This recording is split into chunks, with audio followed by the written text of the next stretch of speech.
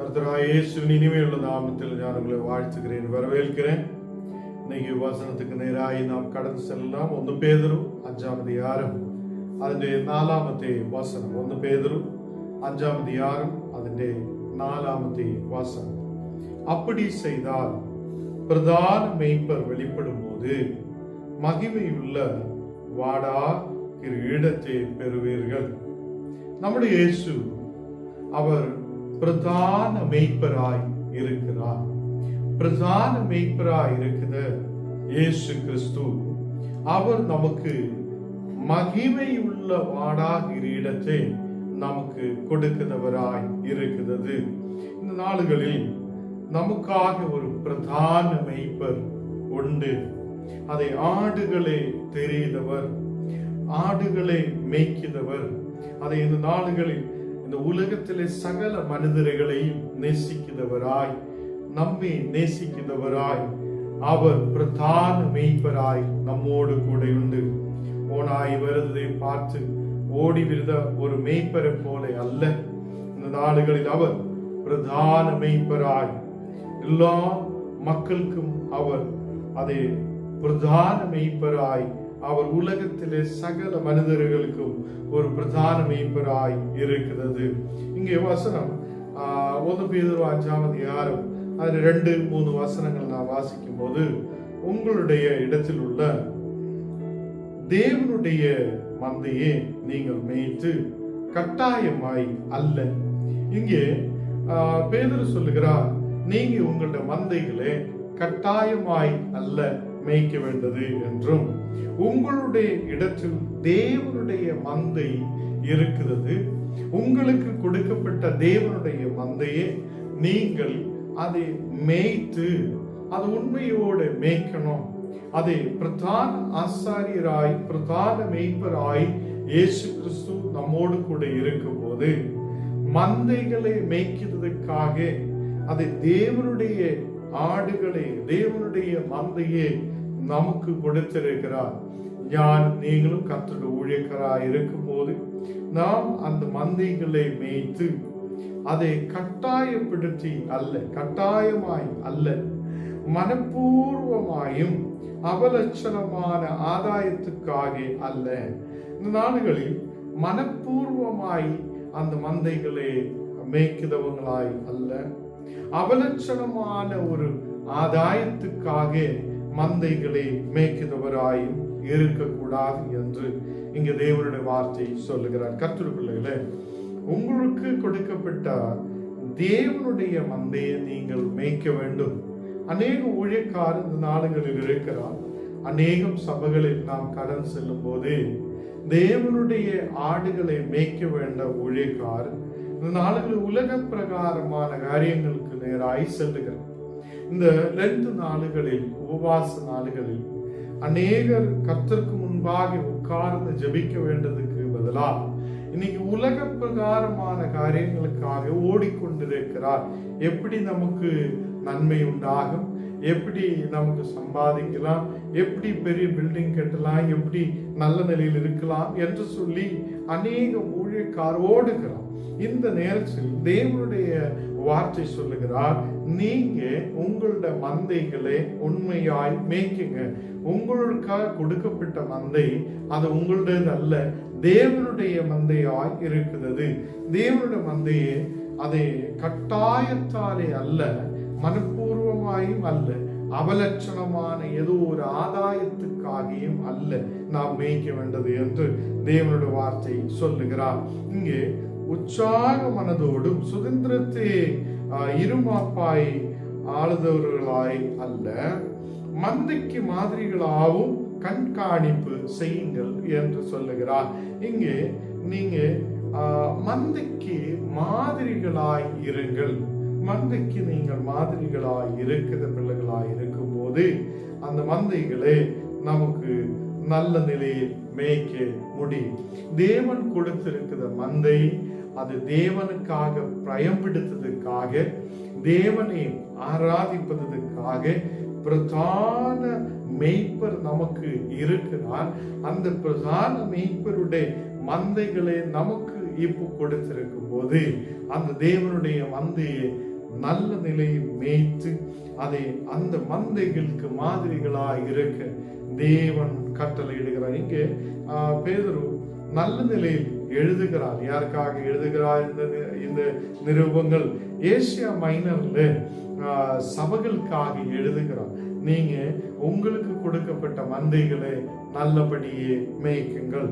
இன்னைக்கும் இந்த அநேகம் சபைகளில் கடந்து செல்லும் போது ஊழியக்கார் மந்தைகளை மேய்க்கிறதுக்காக இல்லை, வசனத்தை சொல்லுவதற்காக அங்கே இல்லை. அநேக ஊழியக்கார உலகத்தார மாதிரி ஓடிக்கொண்டிருக்கிறார். அங்கேயும் இங்கேயும் அங்கேயும் இங்கேயும் ஓடிக்கொண்டிருக்கிறார். அநேகாயிரம் மக்கள் உண்டு. அதை அவங்களோட நோக்கம் இந்த உலகத்துல ஏதோ அவலட்சணமான ஆதாயத்தை தேடி அநேகர் ஓடுகிறார். எனக்கு இதை கர்த்தர் பிள்ளைகளை, இந்த உலகத்தில் ஏதோ அவலட்சணமான ஆதாயத்துக்காக ஓடுதவராய் அல்ல, அதை சுதந்திரத்தை இருமாப்பாய் ஆளுதவர்களாய் அல்ல, சுதந்திரத்தை இருமாப்பாய் ஆளுதவர்களாய் அல்ல. நாம் கர்த்தருக்காக அதை மந்தைகளை நல்லபடியே மேய்க்கிறவங்களாய், எல்லா மக்களையும் சேர்த்து கொள்ளுதவங்களாய், எல்லா மக்களையும் ஒருமித்து ஒரு மனதோடு நடத்துறவங்களாய் நாம் மாற்றப்படும் போது நம்ம சபைகள் செழிக்கும், சபைகள் வளரும், தேசத்தில் ஆசீர்வதிக்கப்பட முடியும். இங்க எசேக்கியேல் 34ஆம் அதிகாரம் அதன் 2ஆம் வசனம் வாசிக்கலாம். அங்கே எசேக்கியேல் 34ஆம் அதிகாரம் அதன் 2ஆம் வசனம், மனுஷபுத்திரனே, இஸ்ரவேலின் மேய்ப்பருக்கு விரோதமாக தீர்க்க தரிசனம் உரை. அங்கே இஸ்ரவேலின் அதை மேய்ப்பர்களுக்கு விரோதமாய் அதை எசேக்கியேல் கிட்ட சொல்லுகிறார், நீ போய் தீர்க்க தரிசனம் உரைக்கணும். கர்த்தராகிய ஆண்டவர் இதை சொல்லி இருக்கிறார் என்று சொல்லி அதை யாருக்கு விரோதமாய் சொல்லணும்? இஸ்ரவேலை நடத்துத மேய்ப்பர்களுக்கு விரோதமாய் பேச வேண்டும் என்று எசேக்கியேலை அனுப்பி விடுகிறார்.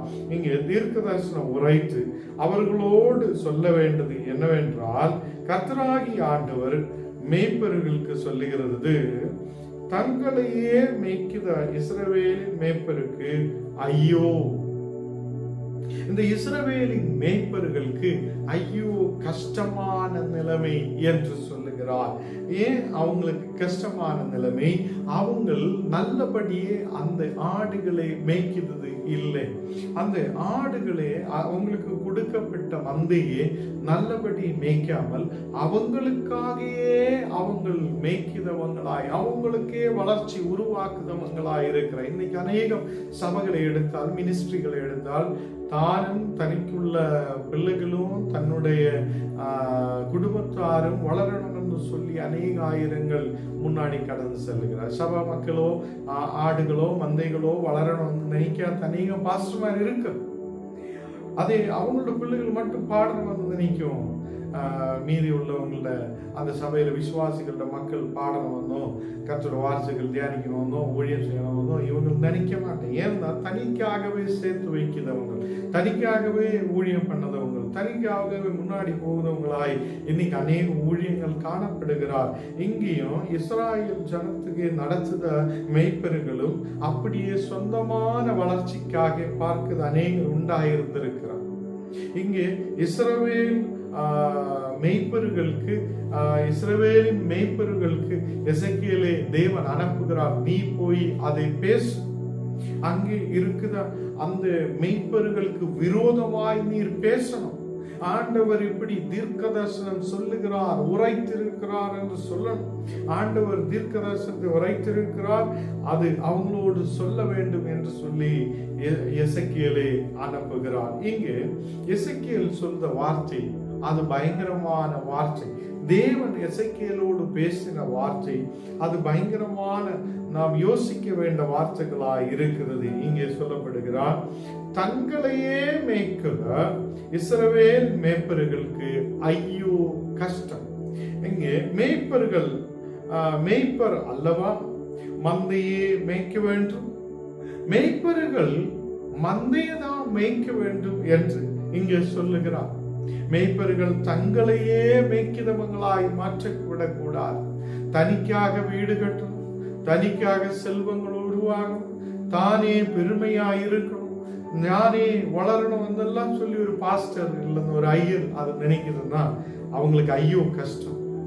இங்கே மேய்ப்பர்களை எதுக்காக உருவாக்கி வைத்திருக்கிறார், எதுக்காக தேவன் வைத்திருக்கிறார் என்றால் அவங்களோட மந்தையை மேய்க்க வேண்டும் என்று சொல்லி தேவன் அந்த மேய்ப்பர்களை வைத்திருக்கிறார். ஏனென்றால் இயேசு கிறிஸ்து அவர் பிரதான மேய்ப்பராய் நமக்காக இருக்கிறார். அதே அங்கங்கு ஒரு இடத்தில் ஒரு மக்களுக்கும் இந்த நாட்களில் மேய்ப்பர்கள் இருக்கிறார். மேய்ப்பர்கள் தங்கள் மந்தையை மேய்க்காது விட்டு அவங்களுடைய லாபத்துக்காக ஓடுதனால் அங்கே அவங்களுக்கு ஐயோ கஷ்டம். இஸ்ரவேலின் மெய்ப்பர்களுக்கும் அங்கே தீர்க்க தரிசனமாய் உரைக்கிறார். எசேக்கியேல் போய் சொல்லுகிறார். எசேக்கியேல் சொல்லுகிறார், ஆண்டவர் எனக்கு தீர்க்க தரிசனம் சொல்லி இருக்கிறார். அதை இங்கே உள்ள மக்களுக்கு ஐயோ கஷ்டம். அதை இங்கே எதுக்காக இந்த இஸ்ரவேலின் மெய்ப்பர்களுக்கு ஐயோ கஷ்டம், ஏன் அவங்களுக்கு ஐயோ என்று சொல்லி இருக்கிறால், நீங்கள் நெய்யை சாப்பிடுகிறார், நல்ல விதமான உணவுகளை நீங்க சாப்பிடுகிறார், நெய்யை சாப்பிட்டு ஆட்டு மயிறு உடுப்பாக்கி கொள்ளுகிறார், நீங்க நல்ல நல்ல உடுப்புகள் இடுகிறார், நீங்கள் நல்ல நல்ல சாப்பாடு உணவை எடுக்கிறார், நீங்க நெய்யை சாப்பிடுகிறார். அதே உலகத்தில் கிடைக்கிறது நல்ல பொருள்களை நீங்க சாப்பிட்டு நீங்க ஆட்டு மயிறு அன்னைக்கு ஆட்டு மயிறு வைத்து உடுப்பாக்குத அநேகாயிரங்கள் நல்ல உடுப்பாயிருக்கும். இந்த நாடுகள் நமக்கு பயங்கரமான கோட்டு டை பயங்கரமான ட்ரெஸ்ஸுகள் எல்லாம் இன்னைக்கு நல்ல நல்ல அழகான ட்ரெஸ்ஸுகளும் இருக்கிறார். அப்ப எந்த சபையில் இன்னைக்குள்ள சூழ்நிலை நான் பார்த்தால் அநேக ஊழியக்கார் சாப்பாடுக்கு பின்னாலே சுற்றுகிறார். சாப்பாடு இருந்தால் தான் அவங்களுக்கு முடியும். நல்ல ட்ரெஸ் பயங்கரமான ட்ரெஸ் அவங்க போடும்.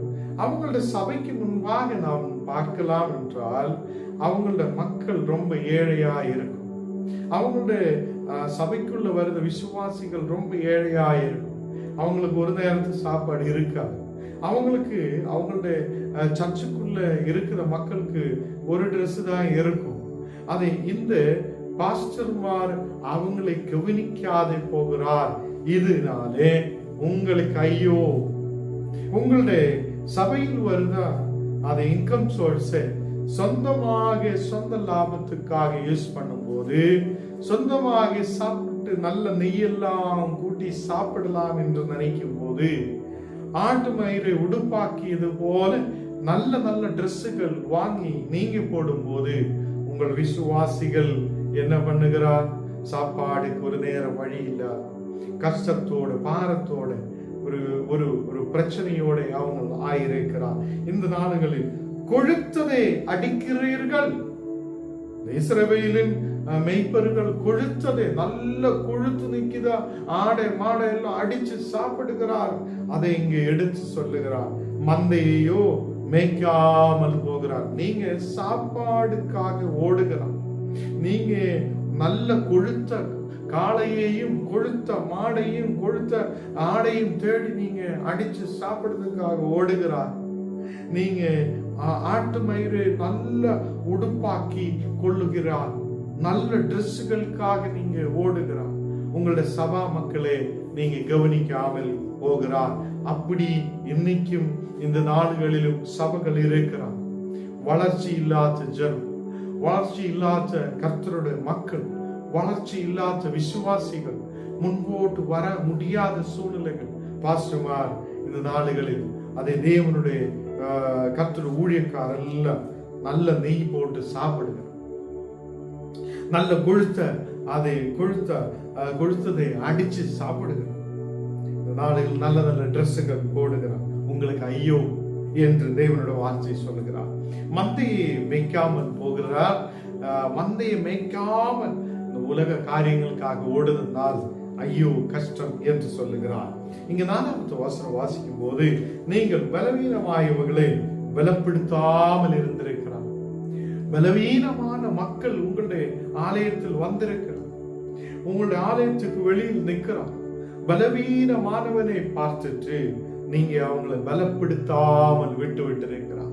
பலவீனமான மக்களை நீங்க தள்ளி விட்டு இருக்கிறார்.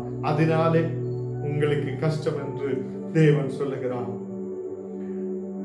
நசல் கொண்டவங்களே குணமாக்காமலும், எலும்பு முறிந்தவங்களே காயம் கெட்டாமலும் நீங்கள் இருந்திருக்கிறார். எலும்பு முறிந்து ஒருத்தன் வந்திருக்கிறார். ரொம்ப கஷ்டத்தோட காயத்தோட ஒருவன் வந்திருக்கிறார். அவனுடைய காயத்தை கெட்ட நீங்களும் உங்களை சபைகளும் முன்னாடி வந்துள்ள என்றால் நீங்க உங்களுக்கு ஐயோ கஷ்டம் என்று தேவனுடைய வார்த்தை சொல்லுகிறார். கர்த்தர் பிள்ளைகளே, இந்த நாளுகளில் உபவாசத்தோட ஜபத்தோடு நாம் ஆயிருக்கிற சூழ்நிலைகளில் அநேக ஆயிரம் மக்களுடைய எலும்பு முறிந்தவங்க, காயத்தோடு இருக்கிறவங்க, மனது தகர்ந்தவங்க, மனது கஷ்டத்தோடு இருக்கிறவங்களோட காயங்களை கெட்ட சபைகள் முன்னாடி கடந்து வரட்டும், ஊழியக்கார் முன்னாடி கடந்து வரட்டும், நம்முடைய ஜபங்கள் அதுக்காக முன்னாடி கடந்து வரட்டும். இங்கே துறை துண்டவளை திருப்பி கொண்டு வராமலும், காணாமல் போனவைகளை தேடாமலும் போய் நீங்க பலாத்காரமாயும் கடூரமான மக்களுமாய் நீங்க அவைகளை ஆண்டு கொண்டிருக்கிறார். இந்த நாடுகளில் காணாமல் போனவைகளை நீங்கள் தேடாமல் இருந்திருக்கிறார். காணாமல் போயவங்களை நீங்கள் தேடாமல் இருந்திருக்கிறார். இங்கே அநேகம் காயத்தோடு, பலவீனதையோட, பாரத்தோட, கண்ணீரோடு இருந்த மக்களை நீங்க காணாமல் போய் கொண்டிருந்திருக்கிறார். இன்னிலிருந்து உங்களுடைய சபைகளில் ஒரு மாற்றம் உருவாக வேண்டும். இந்த நாடுகளில் நம்ம சபைகளில் வருத மக்கள் வளரணும் என்று நினைக்கட்டும். நம்ம சபைகளில் வருத மக்களையும் ஆராதனைகளுக்காக, வேத வசனங்கள் வாசிக்கிறதுக்காக, ஜெபிக்கிறதுக்காக, பாடுறதுக்காக, அவங்களும் தேவனுடைய சாட்சியாய் முன்னாடி வர்றதுக்காக அவங்களையும் ட்ரெயின் பண்ணி முன்னாடி கொண்டு வரட்டும். அப்படி கொண்டு வரும்போது அநேகம் அதை பலவீனமான சூழ்நிலையில் இருக்கிற மக்களை பலப்படுத்தி, அதை அநேகர் அதை அவங்களுடைய வியாதியோடு பலவீனது இருக்கிறவங்களுக்கு அவங்களுடைய காயத்தை கட்டி அவங்களுக்கு பலவீனங்களை மாற்றி, வியாதிகளை மாற்ற உதவி செய்யும் போது, ஒரு உதவியுள்ள சபையாய் நாம் முன்னாடி வரும்போது, உதவி உள்ள மேய்ப்பராய் நாம் முன்னாடி வரும்போது, காயங்களை கெட்டுத ஒரு மேய்ப்பராய் முன்னாடி வரும்போது நம்ம சபைகளுக்கு ஒரு வளர்ச்சி உண்டாகும். உண்மையான மேய்ப்பராய் நமக்கு இருக்க முடியும். 5வது வசனத்தில் சொல்லுகிறார், மேய்ப்பன் இல்லாததினால் அவைகள் சிதறுண்டு போயினது, சிதறுண்டு போனவைகள் காட்டு மிருகங்கள் எல்லாம் இரையாக்கினேன். இப்போ சபைகளில் மேய்ப்பர்கள் உண்மையாய் இல்லாத விட்டால் அவங்கள சபையில் இருக்கிற மந்தைகள் சிதறுண்டு போகிறார். சிதறுண்டு போகிற இங்கே அங்கே இங்கே அங்கே ஓடுகிற அநேக சபைகளில் பார்த்தால் இன்னைக்கு ஆள் கூட்டமே இல்லை. முன்னாடி எல்லாம் அநேகர் இருக்கும், இன்னைக்கு சிதறுண்டு போகிறார். அநேக ஆளுகள் சிதறுண்டு போகிறார். அதுக்கு காரணம் என்ன? பாஸ்டர் தான், ஊழியக்காரன் தான், அங்க இருக்கிற மேய்ப்பர் தான் அதுக்கு காரணம். மேய்ப்பர் நல்லா இல்லாத விட்டால், அதை மேய்ப்பர்கள் அவங்களோட சொந்தமான லாபத்துக்காக இருக்கும் போது, அதை அங்க இருக்கிற மேய்ப்பன் இல்லாத சூழ்நிலை உருவாகும் போது அங்க இருக்கிற மக்கள் சிதறுண்டு போகிறார். சிதறுண்டு போகிற மக்கள் அங்கே அதே காட்டு மிருகங்கள் எல்லாம் அதை இரையாக்குகிறார். சாத்தான் அவங்களை தொடுகிறார். அநேக இடங்களில் நாசமாயி போகிற சூழ்நிலைகள் உருவாகிறார். யாரால இந்த நல்ல மேய்ப்பர்கள் இல்லாத போகும்போது அவங்களுடைய ஆடுகள் விசுவாசத்தை விட்டு விலகி போகிறார். இன்னைக்கு உள்ள சூழ்நிலையில் அநேக சபைகள் காலியாவதுக்கு காரணம், அநேக சபைகளில் மக்கள் வராதிருக்கிறதுக்கு காரணம், அவனும் அந்த மேய்ப்பரும் அவனோட வைஃபும் அவனோட பிள்ளைகளும் மட்டும்தான் பாடணும், ஆடணும், ஜெபிக்கணும், நாங்க தான் எல்லாம் சொல்லணும் சொல்றதுனாலதான் அநேகம் சபைகளில் இல்லை. அநேகர் சாப்பாடுக்கு பின்னாலே அலைகள் கொழுத்ததை அடிக்க விரும்புகிறார். அதே நல்ல நெய் கூட்டு நல்லா சாப்பிடலாம் நினைக்கிறார். இப்படிப்பட்ட சூழ்நிலைகளில் இருக்கும் போதும் நீ காயப்பட்டவனை பார்க்காமல், அதை கண்ணீராய் இருக்கிறவனை பார்க்காமல், உதவி செய்யாமல் இருக்கும் போது உன்னுடைய ஆலயத்தில் மக்கள் குறைகிறார், உன்னுடைய ஆலயத்தில் மக்கள் வளர்ச்சி இல்லாமல் இருக்கிறார். உனக்கு ஐயோ கஷ்டம் என்று தேவன் சொல்லுகிறார். சிதறடிக்கப்பட்டவங்கள் அதை அநேக காட்டு மிருகங்கள் அவங்களை இரையாக்குறார். 6வது வசனத்தில், என் ஆடுகள் சகல மலைகளிலும் உயரமான சகல மேடுகளிலும் அலை கொண்டு பூமியின் மீதெங்கும் என் ஆடுகள் சிதறி திரிகிறது, விசாரிக்கிறவனும் இல்லை, தேடுகிறவனும் இல்லை. இன்னைக்கு நல்ல மேய்ப்பன் நம்ம தேடுத மக்களாய் மாற்றப்படட்டும். நம்ம சபையில் எவ்வளவு பேர் வந்திருக்கிறோம், ஏதோ காரணத்தால் அது போய்விட்டு இருக்கிறன்னா தேடி போகட்டும். நீ கொஞ்சம் தாழ்மை உள்ளவனாய் வரட்டும், நீ கொஞ்சம் இறங்கி வரட்டும். உன்னுடைய மந்தைகளை மேய்க்க உனக்கு முடியாது இருந்தால் நீ எதுக்காக மேய்ப்பனாய் இருக்கணும்? எதுக்காக கர்த்தருடைய மேய்ப்பனாய் இருக்கணும்? அப்ப தேவன் கொடுத்த ஆடுகள், அது கணக்கு இருக்கிறார். அந்த தேவன் கொடுத்த ஆடுகளை மேய்க்க உனக்கு முடியாது இருக்கும் போது உன்னுடைய கவலையாலே, உன்னுடைய பெருமையாலே, உன்னுடைய சாப்பாடுனாலே, உன்னுடைய பெருமையான வாழ்க்கையாலே அநேகம் தாழ்மையுள்ள மக்களை, அதை அநேக மக்களை பார்க்க முடியாத சூழ்நிலை இருக்கும் போது நாம் அந்த சிதறுண்ட மக்களை தேடி போகிறவராய் மாற்றப்படட்டும். விசாரிக்கிறதுக்காக போகிற மக்களாய் இருக்கட்டும். இங்க தேவன் சொல்லுகிறார், விசாரிக்கிறவன் யாரும் இல்லை. மக்கள் சிதறுண்டு இருக்கிறார். சபைகளிலிருந்து மக்கள் சிதறுண்டு இருக்கிறார். அதை விசாரிக்கிறதுக்கும் யாரும் இல்லை. அங்கே இங்கே சுற்றி திரிகிறார். அதை தேடுகிறவரும் இல்லை. இன்னைக்கு உண்மையான ஒரு அதை மேய்ப்பராய் நீங்க இருக்குதுன்னா தேடுதவராய் மாற்றப்படட்டும். உங்களோட சபையில் ஒருவன் வராவிட்டால் அவனை தேடி கடந்து செல்லட்டும். அவனை தேடி கண்டுபிடிக்கட்டும், விசாரிக்கட்டும். அவனை திருப்பி சபைகளில் கொண்டு வர கர்த்தர் உங்களுக்கு கிருபை செய்யும். இந்த 2 நாள்களில் நாம் விசாரிக்கிறவராய், தேடுதவராய் மாற்றப்படும். இல்லாவிட்டால் தேவனுடைய அதை தீர்க்கதரிசனம் சொல்லுவது போல உங்களுக்கு ஐயோ கஷ்டம். 7வது வசனம் சொல்லுகிறார், ஆகையால் மேய்ப்பரே கர்த்தருடைய வார்த்தையை கேளுங்க. நீங்க மேய்ப்பராய் இருக்கிறதால் நீங்க கர்த்தருடைய வார்த்தையை தேடுங்கள், கர்த்தருடைய வார்த்தைகளை கேளுங்கள். இன்னும் உலக பிரகாரம் உள்ள உங்களுடைய வார்த்தைகளை மக்கள் கேட்கணும்னு நீங்க நினைக்கும் போது தேவன் சொல்லுகிறார், என்னுடைய வார்த்தைகளை நீ கேளு, கர்த்தருடைய வார்த்தையை கேளு. அநேகம் பாஸ்டர்மார், அநேக ஊழியக்காரர் இந்த நாடுகளில் சபையில் சொல்றோம், ஞான் சொல்லுதான் நீங்க கேட்கணும்னு சொல்லி முன்னாடி வருது எத்தனையோ பேர் இருக்கிறோம். நாங்கள் கடந்து செல்வது அநேக சபைகளில் இப்படிப்பட்ட சூழ்நிலைகள் இருக்கிறோம். மக்கள் அதை எல்லா வார்த்தையும் பாஸ்டர் சொல்லுதெல்லாம் கேட்டு கவனிச்சு அதை பின்பற்றணும் என்று சொல்லும் போது நீ ஆண்டவரை தேடு என்று தேவனோட வார்த்தையை சொல்லுகிறார். நீ ஆண்டோட வார்த்தைகளை கேளு. நீ மேய்ப்பராக இருக்கும்போது கர்த்தருடைய வார்த்தைகளை நீ நீ கேளுங்க. அந்த கர்த்தருடைய வார்த்தைகளை கேட்டு நீ சிதறுண்ட மக்களை போய் விசாரி, போய் தேடு. அதன்படி கர்த்தர் உன்னை உயர்த்துவார். தேசத்தில் நல்ல மேய்ப்பராயிருக்க கர்த்தர் கிருபை செய்வார். அதுக்கு கீழே உள்ள வசனம் வாசிக்கும் போது, கர்த்தராகிய ஆண்டவர்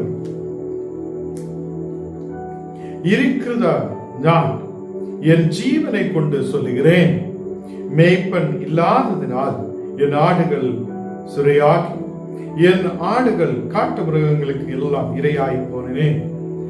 இங்கே மேய்ப்பர் இல்லாத சூழ்நிலை உருவாயதுனால, மேய்ப்பர் இருந்தும் மேய்ப்பர் இருக்காத மாதிரி சூழ்நிலை இருக்கும் போது என் ஆடுகள் எல்லாம் சிதறுண்டு போயிருக்கிறேன், என் ஆடுகளை எல்லாம் காட்டு மிருகங்கள் எல்லாம் இரையாக்கியதே என்று தேவன் சொல்லுகிறார். கர்த்தருடைய பிள்ளைகளே, இந்த நாடுகளில் தேவன் உங்களை பார்த்து கொண்டிருக்கிறவர், உங்களுடைய சபையை பார்க்கிறவன், உங்களுடைய ஊழியங்களை பார்க்கிறவன், நீங்க ஆயிருக்கிற இடங்களை பார்க்கிறவன். அவர் பிரதான ஆசிரியராய் இருக்கு, பிரதான மேய்ப்பராய் இருக்கு. அவர் பிரதான மேய்ப்பராய் இருக்கும்போது அவர் விரும்புகிறார் நீங்க உண்மையுள்ள மேய்ப்பராய் இருக்கட்டும். உங்களுக்கு கொடுக்கப்பட்ட கர்த்தருடைய மந்தையை மேய்க்கிறவங்களாய் மாற்றப்படட்டும். என் மேய்ப்பர்கள் என் ஆடுகளை விசாரிக்காமல் போனார்கள். மேய்ப்பர்கள் மந்தையை மேய்க்காமல் தங்களையே மேய்த்தார். இன்னைக்கு ஆண்டவர் சொல்றது பாருங்க, மேய்ப்பர்கள் தங்களையே மேய்க்கிறவங்களா இருக்கு. தனிக்கு எப்படி சாப்பிடலாம்? இப்ப பிரியாணி பாஸ்டர்மார் இருக்கிறார், அநேக பிரியாணி பாஸ்டர்மார், எங்க போனாலும் பிரியாணி, நெய், எங்க போனாலும் நெய், எங்க போனாலும் பெரியது அடிச்சு சாப்பிடணும். இப்படிப்பட்ட அநேகர் இருக்கிறார். தனிக்காக ஏதாவது செய்யலாம், தனிக்காக ஏதாவது செய்யலாம், தன்னையே மேய்க்கிறார், தனிக்காக சேர்த்து வைக்கிறார்.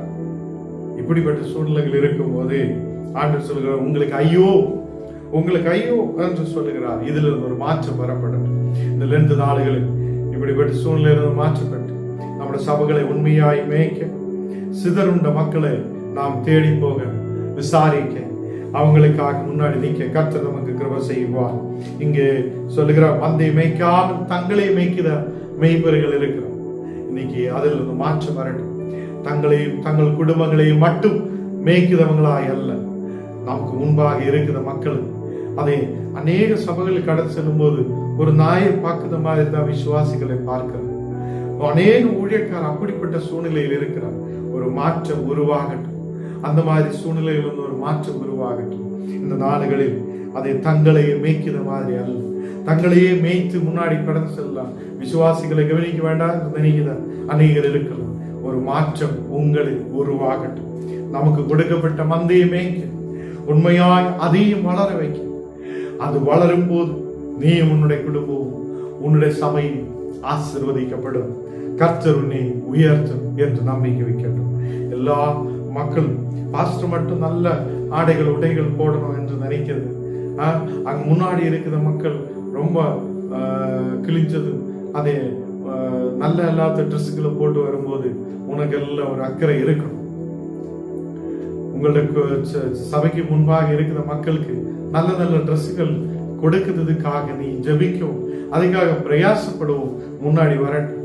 சாப்பாடு இல்லாத இருக்கிற மக்கள் உண்டு, குடும்பங்களில் கடந்து சென்று அவங்களை விசாரிக்கட்டும். அவங்களுடைய குடும்பங்களில் தேவையானதை சபா கொடுக்க முன்னாடி வரட்டும். இங்கே 9வது வசனத்தில் சொல்லுகிறார், ஆகையால் மேய்ப்பன் கர்த்தருடைய வார்த்தைகளை கேளுங்கள். கடைசியாய் சொல்லுகிறார், ஆகையால் மேய்ப்பர்களே கர்த்தருடைய வார்த்தைகளை கேளுங்கள். கர்த்தர் உண்மையுள்ள பிரதான மேய்ப்பராய் இருக்கிறது. பிரதான மேய்ப்பர் நமக்காக தன் ஆடுகளை கொடுத்திருக்கிறார். நாம் அதை மேய்த்து அந்த ஆடுகளை ஒரு மனதோடு முன்னாடி நடத்த கர்த்தர் நமக்கு கிருபை செய்வார். ஜெபிக்கலாம். ஆண்டவரே, நாளுகளில் நீர் பிரதான மேய்ப்பராய் இருக்கிறதுக்காக ஸ்தோத்திரம். நீர் எங்களோடு பேசியதுக்காக ஸ்தோத்திரம். இந்த நாளுகளில் கர்த்தரை உமது வல்லமையால் நிரப்பி, உமது ஆசீர்வாதத்தால் நிரப்பி நீர் வழி நடத்துவதற்காக ஸ்தோத்திரம். நீரே பரிசுத்தராய் கூட இரு. நீரே எங்களை நடத்துபவராய் கூட இரு. பலவீனங்கள் மாற்று. நீர் எங்களை ஆசீர்வதித்து பலப்படுத்து. தேவனே, உண்மையோடு எங்களுக்கு கொடுக்கப்பட்ட மந்தைகளை மேய்க்க நீர் இருக்கிற செய்யும்.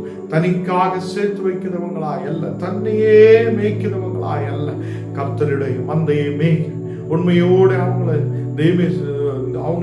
தெய்வமே தேடி போக உண்மையாய் விசாரிக்க நீர் கிருபை செய்ததுக்காக ஸ்தோத்திரம். எல்லா பலவீனங்களும் மாற்றி இயேசுவின் நாமத்தில் தருவிதாவே. ஆமென்.